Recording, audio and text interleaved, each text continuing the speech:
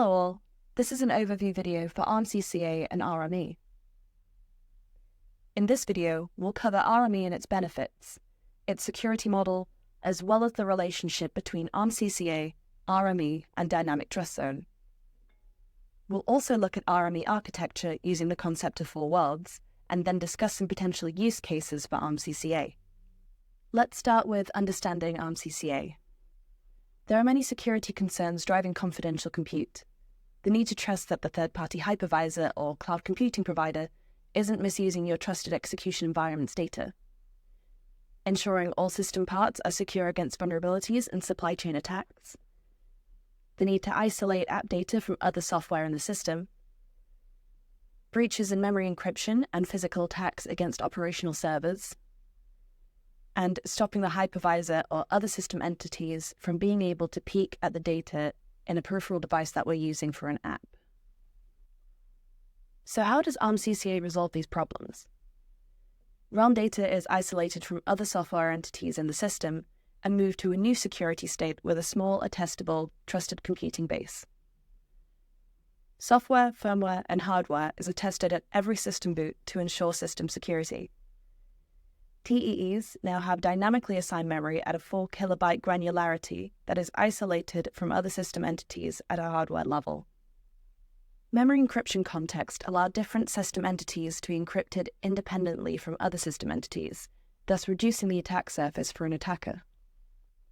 Devices can be dynamically assigned to trusted execution environments, so that the trusted execution environment has exclusive use of the device and its data, without allowing any other entities in the system to view or access the data. So what is RME? The Realm Management extension in Arm v9 3A supports a new class of a testable isolation environment called a realm. RME is the hardware feature used with CCA to enhance the security and isolation capabilities of CCA. As you go through this training, consider how realms can be utilized within your projects to improve security and isolation. What potential applications can you envision for this technology in your work? So what are the boundaries between RME, Arm CCA, and Dynamic TrustZone? RME is the hardware component of Arm CCA. This enables realm use, which are rich virtual machines in a hardware-enforced enclave. Using RME does not mean that you have to use realms. Device assignment allows a device to be specifically assigned for use by one or multiple realms without its data being able to be seen or accessed by any other software entities in a system. Attesting and directly assigning devices to the required realm prevent the device from being accessed by other software entities. If it is a corrupted device, it prevents it from being used in the system at all. Memory encryption contexts individually encrypt different software entities in the system, effectively compartmentalizing memory encryption. RME also introduces the new granular protection table, which defines the range of physical memory that the security states can access and allows dynamic allocation of secure resources.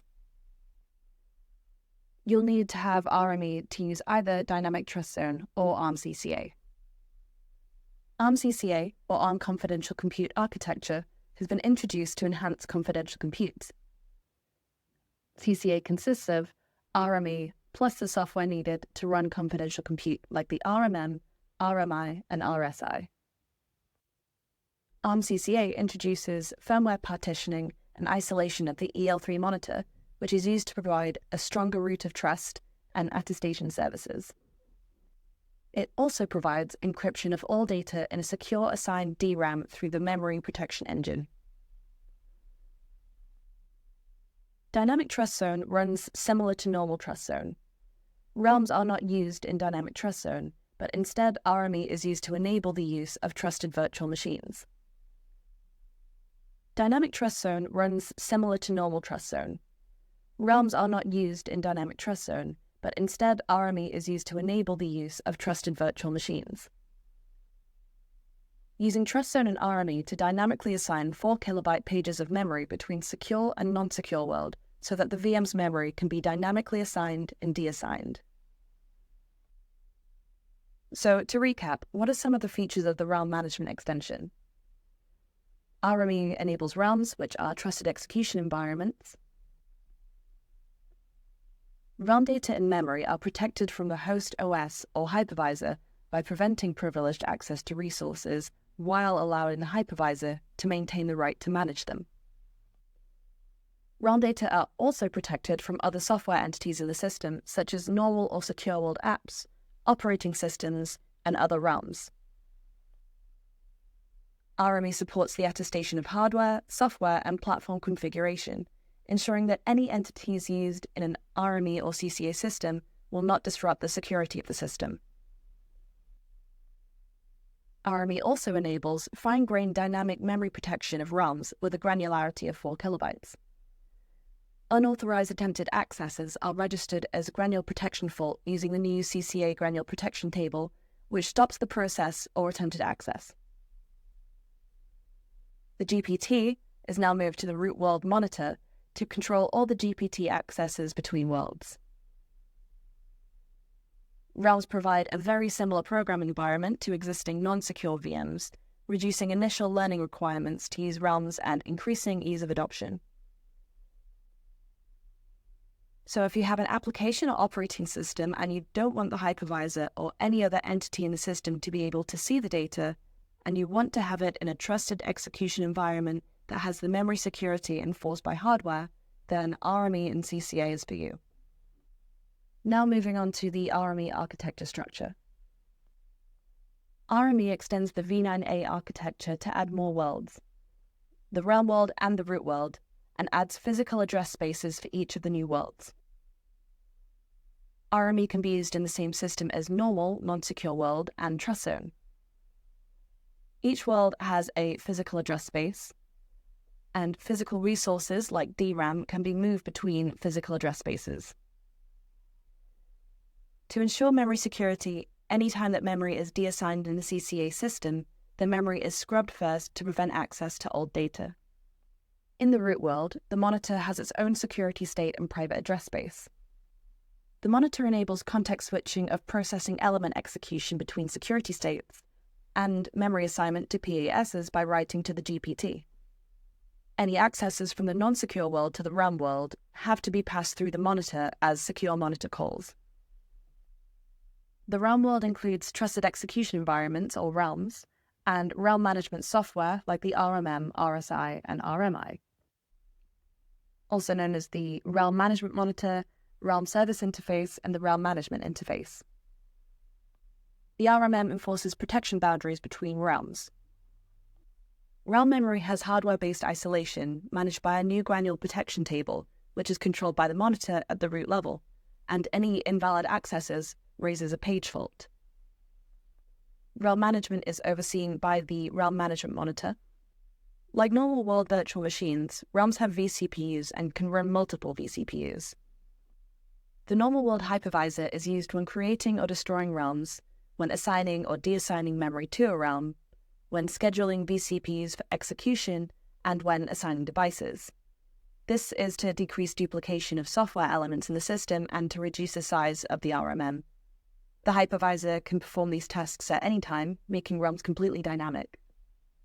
The Realm Hypervisor interface enables Realm software to request specific services and data from the host hypervisor. Some of these specific services are accessing data relevant to the state of the host platform and accessing a service that maps some state or resource controlled by the host to be accessed by the specific realm. Now here we have some potential use cases for CCA. Imagine you're creating 3D models for an unreleased game on a cloud server. The server offers GPUs to use, but you want to make sure that any other entity in the cloud server can't see your data from the app or the GPU. With CCA, the app that you are using to create the 3D models can be its own realm, so your data is protected. Using device assignment, a GPU can be exclusively assigned to your realm so that the rest of the system can't peek into your GPU data. And using CCA reduces the need to trust software from other providers as the architecture itself provides the security. On mobile devices, you tend to have a lot of personal data, such as banking information, medical information, and work emails. In a normal system, if a malicious app or software is installed in the device, it could gain access to one of these vulnerable apps and spread to the rest of the system. But what happens if we use CCA? Each app could be its own realm, having its data individually encrypted. This reduces the available attack surface so that if one of the apps is attacked, the attacker can't spread to the rest of the system without having to individually decrypt each other app.